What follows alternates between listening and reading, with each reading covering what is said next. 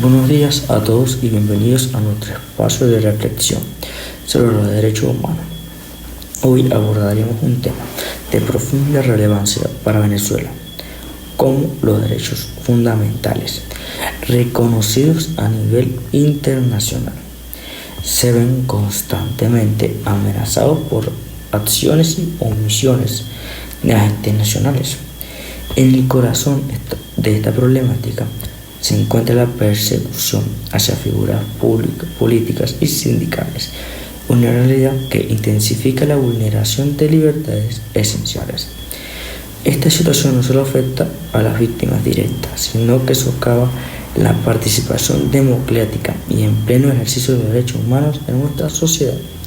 La persecución política y sindical adopta diversas formas, incluyendo acciones que limitan o restringen el derecho a expresar opiniones políticas o sindicales. Esto puede manifestarse a través de la censura, la intimidación o las represalias contra quienes ejercen este derecho. Además, pueden incluir restricciones ilegales a la organización de reuniones pacíficas, marchas o manifestaciones.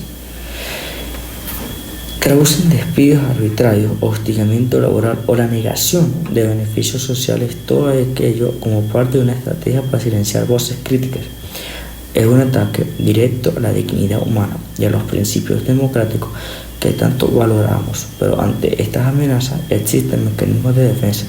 Uno de los más vitales es la medida cautelar. Este instrumento, contemplado en la sentencia de la Corte Interamericana de Derechos Humanos, CIDH, se centra en la protección del derecho a la vida y a la integridad personal. Su propósito es salvaguardar personas o grupos que enfrentan una situación grave y urgente, con riesgo de sufrir un daño irreparable.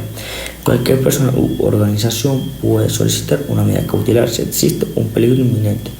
Es fundamental contar con el conocimiento de la persona a proteger o en su efecto justificar la imposibilidad de obtenerlo. Por ejemplo, si la persona está desaparecida, la medida cautelar tiene una doble función. Por un lado, cautelar al perseverar una situación jurídica bajo conocimiento de CIDH en la elección de peticiones o casos ya existentes.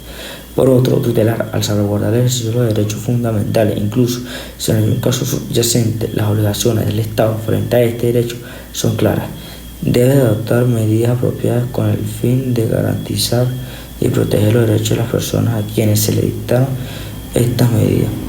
Esto implica actuar de manera inmediata y con la extrema diligencia para evitar un daño irreparable a la persona en riesgo.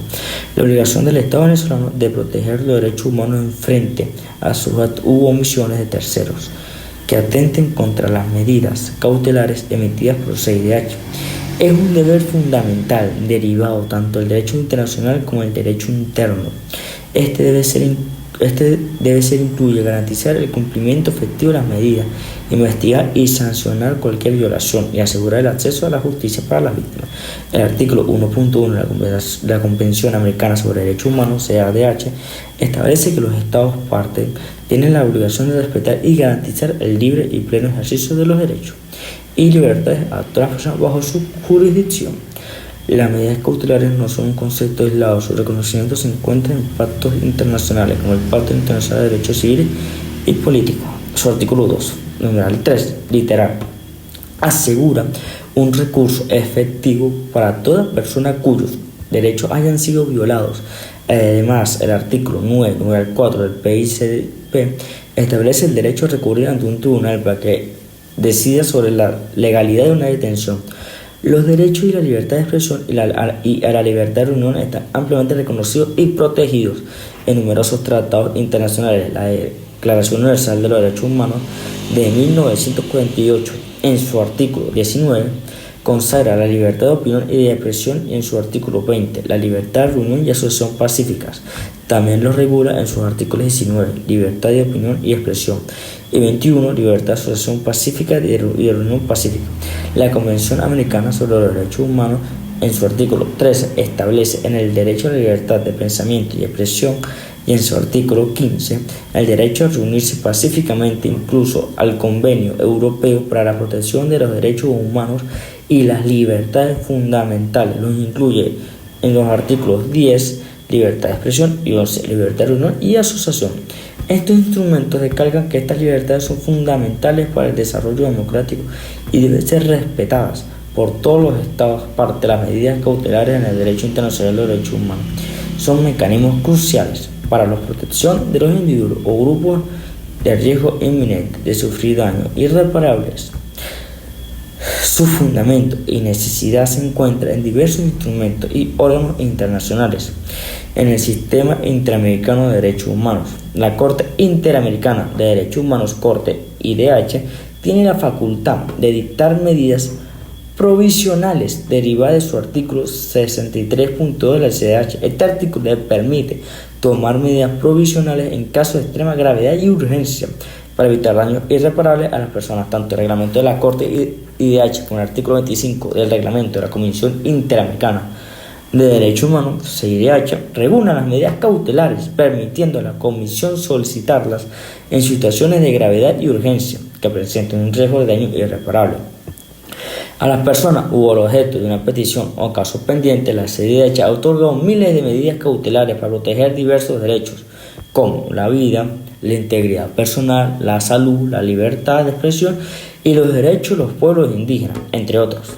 La capacidad del CIDH para requerir estas medidas se extiende a todos los Estados miembros de la OEA y son de carácter vinculante para los Estados en el Sistema Universal de Protección de los Derechos Humanos, Naciones Unidas. Aunque el PCIP no contiene una disposición expresa sobre medidas cautelares, el Comité de Derechos Humanos, órgano de supervisión del PIDSP, ha desarrollado la práctica de solicitar medidas provisionales a los Estados partes. Estas solicitudes se realizan en el marco de comunicaciones individuales presentadas por presuntas violaciones del pacto con el fin de evitar que se consuman daños irreparables. Mientras el comité examina el fondo del caso, el protocolo facultativo del PICDP, que permite la presentación de comunicaciones individuales, es el marco procesal que permite al comité actuar en casos urgentes. Otros órganos como el Comité contra Torturas, CAT, también tiene la práctica de solicitar medidas provisionales en caso de riesgo inminente de tortura o malos tratos. Varios otros comités de tratados de la ONU han adoptado la práctica de solicitar medidas provisionales o cautelares en sus respectivos procedimientos de comunicaciones individuales, basándose en la necesidad de evitar daños irreparables y garantizar la efectividad de sus mecanismos de supervisión. El reconocimiento de la medida cautelar se produce de forma implícita a través de la interpretación evolutiva de los tratados y la jurisprudencia de los órganos de supervisión, que reconocen la necesidad de estas medidas para garantizar la efectividad de protección de los derechos humanos. Además, los reglamentos internos de tribunales y los comités de derechos humanos suelen contener disposiciones específicas que detallen los requisitos y el procedimiento para la solicitud, otorgamiento y seguimiento de las medidas cautelares o provisionales. Las medidas cautelares emergen como un ancla vital, una suerte de botón de pánico legal que se activa cuando la vida, la integridad o la libertad de una persona está en un juego. Para comprender su fuerza es crucial distinguir entre declaraciones y tratados de derechos humanos. Imaginemos la Declaración de los Derechos Humanos como la célebre Declaración Universal, como la brújula moral de la humanidad. Son afirmaciones potentes y visionarias que trazan el ideal de un mundo donde la dignidad es un estandarte. Son el soft law, una corriente de ideas que inspira y guía. ¿Pero por qué? Por sí misma no empuña la espada de la ley. Las declaraciones no contemplan las medidas cautelares de la manera directa. No establecen tribunales ni comités con el poder de emitir órdenes vinculantes. Su influencia es más sutil, indirecta, al anunciar los derechos fundamentales. Las declaraciones siembran la semilla para que en un futuro los estados se comprometan a través de instrumentos más robustos. Son una promesa que, en su momento, otros documentos habrán de cumplir. No pueden detener un tren en marcha, pero sí nos recuerdan por qué debemos detenerlo. Ahora, voltemos la mirada hacia los tratados de derechos humanos. Estos son el hard law, la promesa convertida en contrato. Cuando el Estado ratifica un tratado, sea el Pacto de San José o la Convención contra la Tortura, está firmando un compromiso legalmente vinculante. Es como decir, entiendo estos derechos y me obligo a protegerlos. Aquí no hay espacio para la interpretación libre. Hay una obligación clara y un marco legal preciso. Y es en este terreno fértil donde las medidas cautelares cobran vida con toda su fuerza, aunque el tratado mismo no las menciona en cada artículo. Los órganos de supervisión que del hermano, cortes regionales, comités de la ONU, interpretan sus mandatos y crucialmente sus reglamentos procedimientos como la base para activarla. Esos reglamentos son el manual de instrucciones que permitan a un tribunal o comité exigir a un Estado que tenga una deportación inminente, que brinde protección a un testigo amenazado, que garantice su atención médica urgente a un detenido. El poder de estas medidas es que se consideran en la mayoría de los casos legalmente vinculantes. Ignorarlas no es una opción, es un incumplimiento que puede acarrear la responsabilidad internacional para el Estado. Son el freno de emergencia, el mecanismo que busca detener un daño irreparable antes que sea demasiado tarde, asegurando que la vida y los derechos de una persona no se desvanezcan mientras el caso avanza lentamente en los pasillos de la justicia. A pesar de esto, el Estado venezolano ha argumentado que el CIDH y la Corte Interamericana no tienen carácter de órganos jurisdiccionales supranacionales, lo que significa que no han sido delegados por Venezuela para inmiscuirse en su soberanía.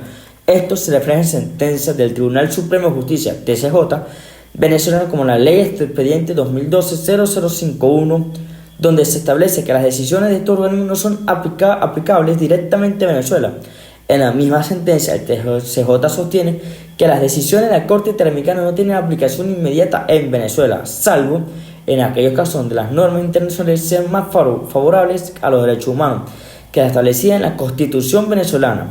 De esta manera, el Poder Judicial ha expresado que las decisiones internacionales deben ser incorporadas al ordenamiento jurídico interno mediante acciones ejecutivas o interpretativas que garanticen su cumplimiento sin afectar su soberanía.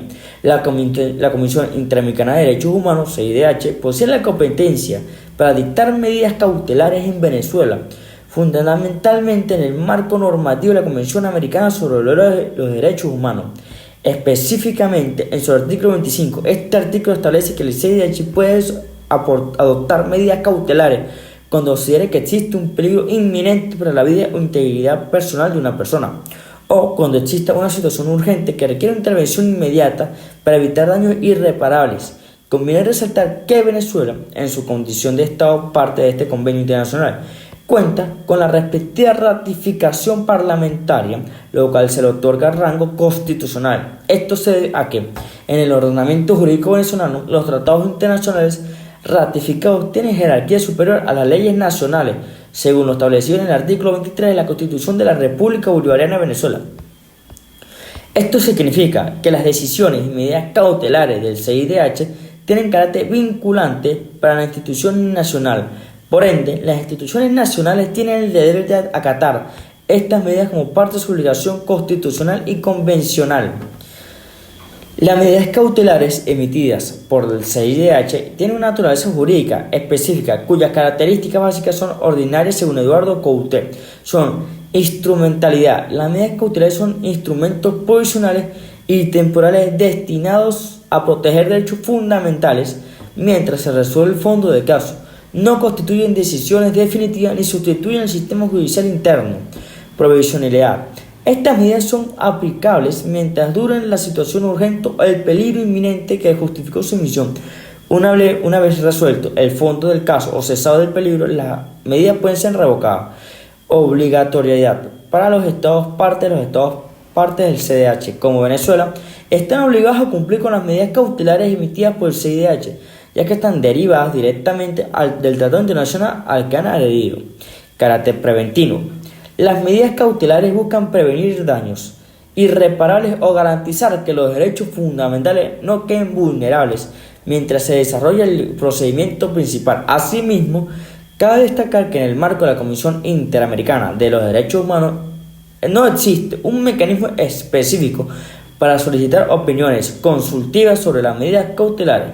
Las medidas cautelares son emitidas directamente por CIDH como parte de su competencia establecida en el artículo 25 de la Convención Americana sobre los Derechos Humanos, y su naturaleza es provisional y urgente, destinada a proteger derechos fundamentales frente a situaciones inminentes o urgentes, por lo que no es posible someter tales pronunciamientos a debates externos al órgano que emana dicha situación. Para concluir esto, podemos decir que las medidas cautelares son un pilar fundamental en la protección de los derechos humanos, especialmente en el contexto como el venezolano, su reconocimiento de tratados internacionales y su carácter vinculante para los Estados refuerzan la esperanza de que a pesar de los derechos, la dignidad humana y las libertades fundamentales pueden ser salvaguardadas. La lucha por los derechos humanos y el compromiso constante y entender y apoyar estos mecanismos es crucial para construir una sociedad más justa y evitar una equitativa para todos. Gracias por acompañarnos.